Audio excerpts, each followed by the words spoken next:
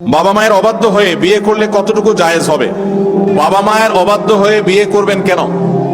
বাবা মারা যারা এখানে আছেন, আপনাদেরকে বলতেছি, চাচারা যারা আছেন, পর্দার আড়াল থেকে চাচিরা যারা শুনছেন, ছেলে মেয়ে বিয়ের উপযুক্ত হওয়ার পর তথাকথিত পায়ে দাঁড়ানোর অজুহাত করে নাম করে ছেলে মেয়েকে বিয়ে দিতে দেরি করবেন না। পোলাপানের আওয়াজ শুনে হলেও কিছুটা বোঝার চেষ্টা করেন। আল্লাহ রাব্বুল আলামিন আমাদের চাচা চাচিদেরকে হেদায়েত নসিব করুন, ওনারা যেন আমাদের ছেলে মেয়েদের কষ্টটা বুঝেন, আল্লাহ তাআলা সেই তৌফিক নসিব করুন।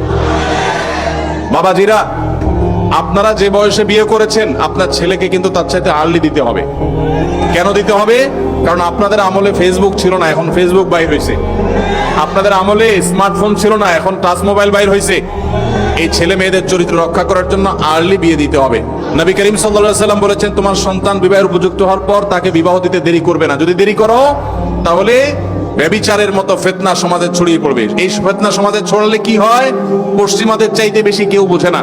পশ্চিমারা বিবাহ বহির্ভূত সম্পর্ককে অ্যাপ্রিসিয়েট করেছে, এখন তাদের মানুষ জন্মের হার কমতে কমতে এমন ভয়ঙ্কর লেভেলে চলে গেছে, তাদের দেশ স্বাভাবিকভাবে চালানোর মতো লোক নাই। কারণ অবৈধ সম্পর্ক দিয়ে তাদের দিন যায়, বিয়ে শাদী করে না, বাচ্চা কাচ্চা হয় না, তাদের জেনারেশনের মধ্যে গ্যাপ তৈরি হয়ে যাচ্ছে। অতএব সমাজে নানাবিধ ফিতনা ছড়াবে। ডক্টর খন্দকার আব্দুল্লাহ জাহাঙ্গীর রহমাতুল্লাহ বলতেন, একটা সাইক্লোনে, একটা ঘূর্ণিঝড়ে একটা দেশের বেশিরভাগ মানুষ যদি মারা যায়, আবার ধীরে ধীরে বাকি যে মানুষগুলো বেঁচে আছে তারা সারভাইভ করে উঠে যাবে। কিন্তু ব্যভিচার যদি একবার ছড়িয়ে পড়ে পৃথিবীতে, ঘরে ঘরে যদি ব্যভিচার এটা শুরু হয়ে যায়, বিবাহকে যদি নিরুৎসাহিত করা হয়, তাহলে সেক্ষেত্রে মানুষের জন্ম এটা বন্ধ হয়ে যাবে এবং মানব সভ্যতা পৃথিবী থেকে হারিয়ে যাবে। এই জন্যই ব্যভিচারের শাস্তি ইসলামের সবচেয়ে কঠিন এবং সবচেয়ে নির্মম ভাবে এই শাস্তি, সবচেয়ে কঠোর শাস্তি দেওয়ার কথা বলা হয়েছে। এই জন্য ভাইরা আমার, মুরব্বীদের যারা আছেন তাদের বলছি, আপনার সন্তান যদি খারাপ পথে যায়, হারামের পথে যায়, আপনার অবহেলার কারণে আপনি তাকে বিবাহ দিতে দেরি করেন, তাহলে আল্লাহর কাছে সন্তানও দায়ী থাকবে, আপনিও দায়ী থাকবেন। আর সন্তানরা যারা চিল্লাচিল্লি করছেন, ঠিক ঠিক করে বলছেন, আপনারা এই সমস্ত ঠিক ঠিক না করে কাজ কাম শুরু করে দেন। নিজেরা বেকার বসে থাকবেন, আর এদিকে বাপ মারে বিয়ে দেওয়ার জন্য আমার চিরকুট ধরা দিবেন। এটা তো কোনো সমাধান হতে পারে না। সবাই কাজ করবেন বেশি করে ইনশাআল্লাহ, আবার দোয়াও করবেন। ছাত্র অবস্থায় বিয়ে করা যাবে কিনা? সমস্যা কি? ছাত্র অবস্থায় আপনি টিউশনি করে বিভিন্ন ভাবে উপার্জন করতে পারবেন কি পারবেন না? তো যদি উপার্জন করতে পারেন তাহলে বিয়েও করতে পারবেন ইনশাআল্লাহ। আল্লাহ তাআলা আমাদের মুরব্বীদের মনের মধ্যে সুমতি দান করুন।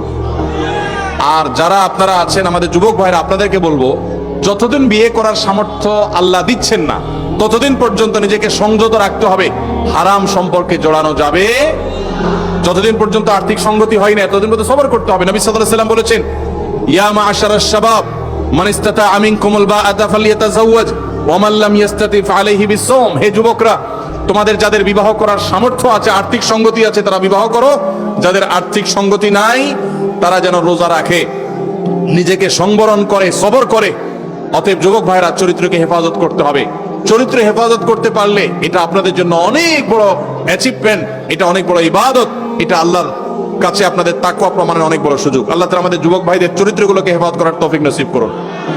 মনে রাখবেন, যদি যৌবনকে হারাম সম্পর্ক দিয়ে আপনি কালিমা যুক্ত করেন, এটাকে রিকভার করা এত সহজ নয়।